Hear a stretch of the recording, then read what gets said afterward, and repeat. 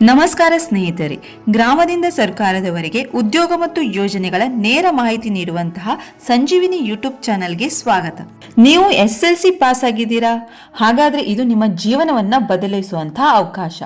ಯಾಕೆ ಅಂತಂದ್ರೆ ರೈಲ್ವೆ ಇಲಾಖೆಯಲ್ಲಿ ಹೊಸ ನೇಮಕಾತಿ ಪ್ರಕಟವಾಗಿದೆ. 2025-26ನೇ ಸಾಲಿನಲ್ಲಿ ರೈಲ್ವೆ ಗ್ರೂಪ್ ಡಿ ವಿಭಾಗದಲ್ಲಿ ಭಾರಿ ಪ್ರಮಾಣದ ನೇಮಕಾತಿ ನಡೀತಾ ಇದೆ. SSLC ಪಾಸ್ ಆದಂತಹ ಗ್ರಾಮೀಣ ಹಾಗೂ ನಗರ ಯುವಕರಿಗೆ ಇದು ಅತ್ಯಂತ ಮಹತ್ವದ ಅವಕಾಶ.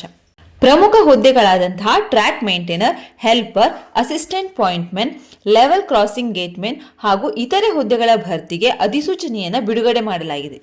ಈ ಹುದ್ದೆಗಳಿಗೆ ಅರ್ಜಿ ಸಲ್ಲಿಸಲು ಕೇವಲ SSLC ಪಾಸ್ ಆಗಿದ್ರೆ ಸಾಕು.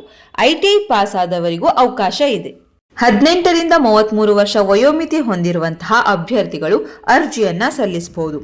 ಜೊತೆಗೆ ಮೀಸಲಾತಿ ವರ್ಗಗಳಿಗೆ ನಿಯಮಾನುಸಾರ ವಯಸ್ಸಿನ ಸಡಲಿಕೆ ಸಹ ಇದೆ. ರೈಲ್ವೆ ಗ್ರೂಪ್ ಡಿ ಹುದ್ದೆಗಳು 7ನೇ ವೇತನ ಆಯೋಗದ ವ್ಯಾಪ್ತಿಗೆ ಬರೋದ್ರಿಂದ ಮೂಲ ವೇತನ 18,000 ರೂಪಾಯಿಯ ಜೊತೆಗೆ DA, HRA, TA ಸೇರಿ ಒಟ್ಟು ಮಾಸಿಕ ವೇತನ ಸುಮಾರು 22,500 ರೂಪಾಯಿಯಿಂದ 25,000 ರೂಪಾಯಿ ತನಕ ಇರುತ್ತೆ. ಇದರ ಜೊತೆಗೆ PF, ಪಿಂಚಣಿ ಸೌಲಭ್ಯ, ಉಚಿತ ಅಥವಾ ರಿಯಾಯಿತಿ ವೈದ್ಯಕೀಯ ಸೇವೆ, ರಜೆ ಮತ್ತು ಭತ್ಯೆಗಳು ಸಹ ಸೇರಿರುತ್ತವೆ.